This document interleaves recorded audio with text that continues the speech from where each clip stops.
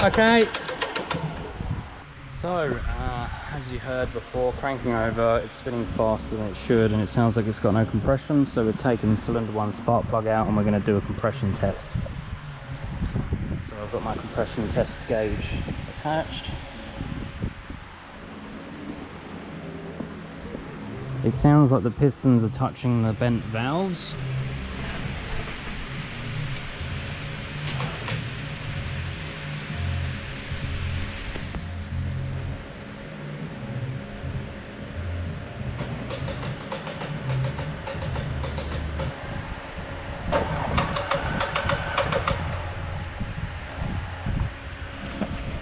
So we get no further than about 70 psi. Still isn't right. It could just be that we're getting a bit of fuel in the cylinder. I actually realised I wasn't doing a flood clear then. So what we'll just make sure we're doing a flood clear, accelerate it to the floor. Do the test again.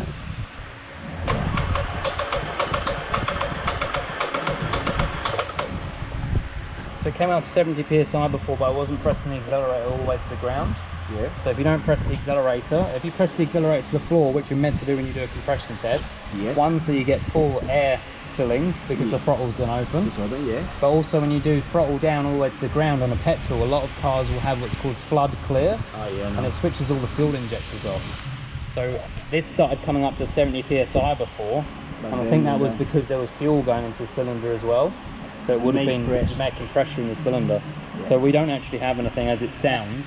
We'll do a cylinder leak test on it and just see if it comes out the intake manifold.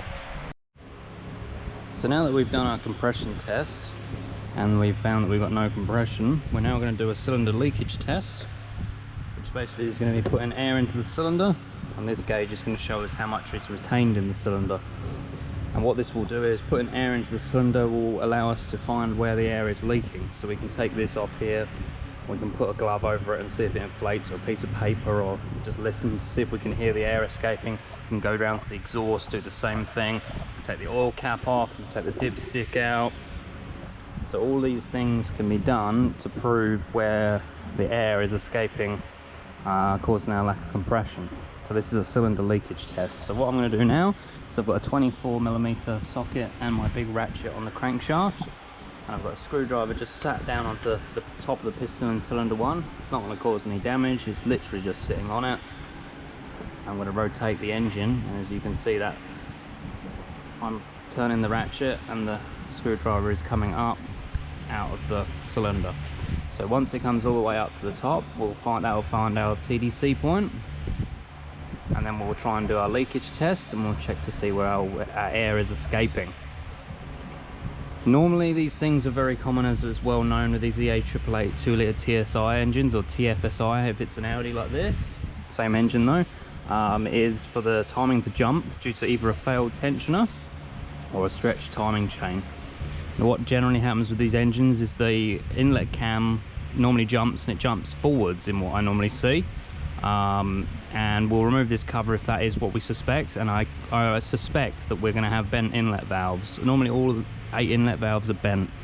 So what we'll do is we'll remove this cover once we find out that we have a leak, if that's the route it goes, but we'll follow the route and we'll go from there. So I'll get this all set up once it's at TDC, and we'll join you back in once we're ready to get the leakage tester on it. So we've got our engine at TDC. So I've got our tube going into the cylinder, so that's screwed into the spark plug hole. I've got our air line coming in. And what we'll do is we'll just start winding some air pressure up.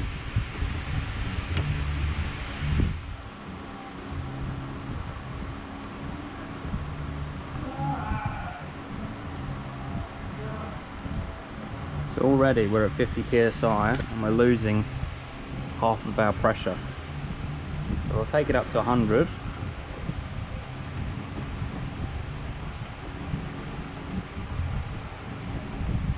Same again.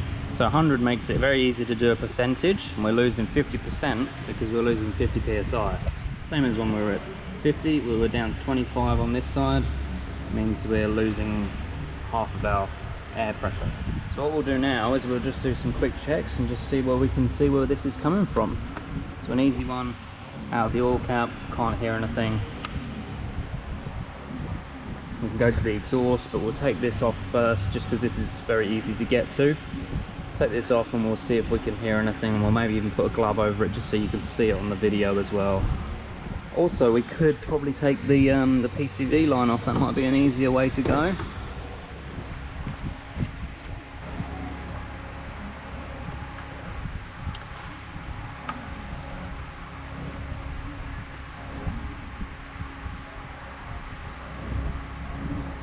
I can't feel anything there. So I've got the PCB line off there, and this is going directly into the manifold. I can't feel anything there, so it could well be that we've got an exhaust valve problem. So we'll just do a quick check and go with a glove to the exhaust. And there we go. So those are now inflating with that air pressure, so we've actually probably got bent exhaust valves. So I'm just going to transfer the test on to cylinder 4. I haven't rotated the engine, but being a 4-cylinder, this will be at TDC also, just so we can rule out any possible valve overlap or anything like that.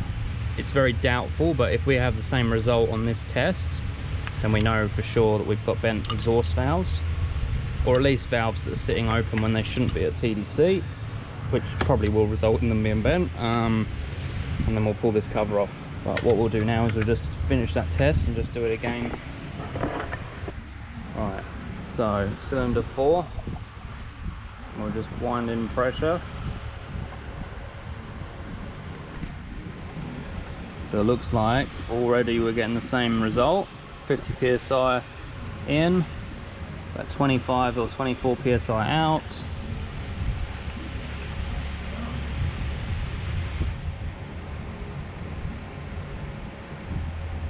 My gloves on the back. Yeah.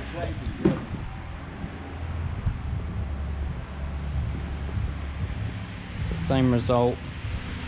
It's 100 psi in. We're getting about 45 psi staying in the cylinder. So that's confirmed it. Like I say, we are at TDC. We don't need to do the other 2 cylinders. It would be good to prove it, you know, to go, hey look, all cylinders are bent, but it's likely that most of them are in my experience with these.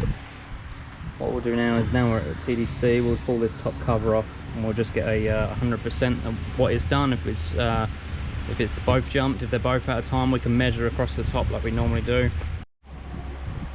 So we've got that top cover off, and we can now see where our timing marks are and where they should be. So on this inlet camshaft, we can just see the timing mark there, that orange dot. So the timing mark is about here. You can actually see the arrow. And you can see the timing mark here. That should be up round about here. So that's about 3 teeth retarded on the inlet. But then we come over to the exhaust and we can't see the timing mark at all for the exhaust. And then if we look over the top, this groove cutout in the cam here should be on this side. So that groove is the cutout to allow you to get to that head bolt that's down through here.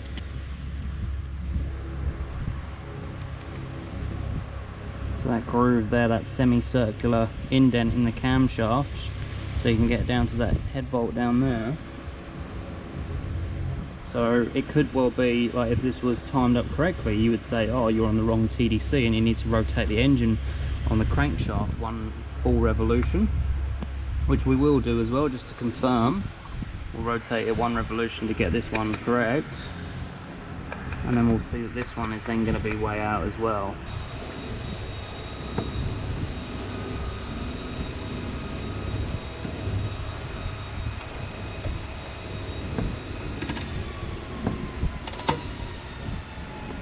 Okay, something is broken there, because something is making a horrible noise.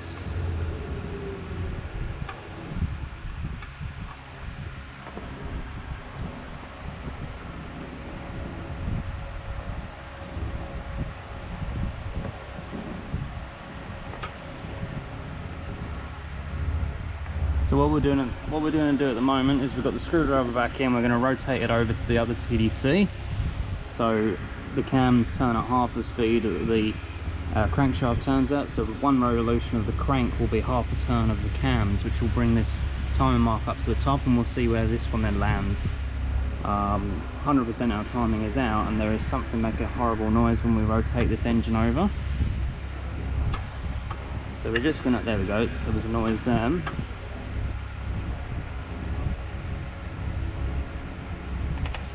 Again. So as we can see, the chain is now lifting off of the sprocket. So the chain is slack. Now it's either because the tensioner is not holding it, which we'll have to remove the lower cover to establish that, or it's because the chain is actually stretched, or one of our guides has got a crack or snapped or something like that, again, both of which we can't see until we take this lower cover off. But just viewing that, I don't know if you can obviously see, this chain is lifting off of these teeth here, and I can push it back on and lift it off. So that's how it's able to jump, is when this slack is allowed to be in this chain. This chain should be tight, it should not be able to move this. So we'll continue to rotate it over. So my screwdriver is now coming up.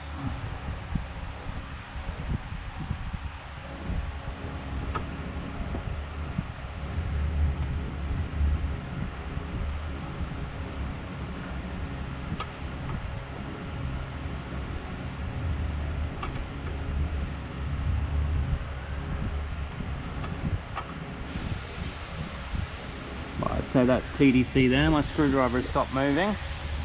So we'll leave that at that.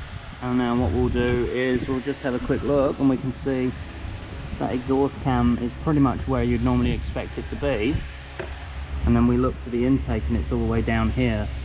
So it's hard to know what's actually jumped. It could well be, like I say, normally it's the intake that does jump, but my proof testing at the moment is showing that the exhaust valves are either open or bent.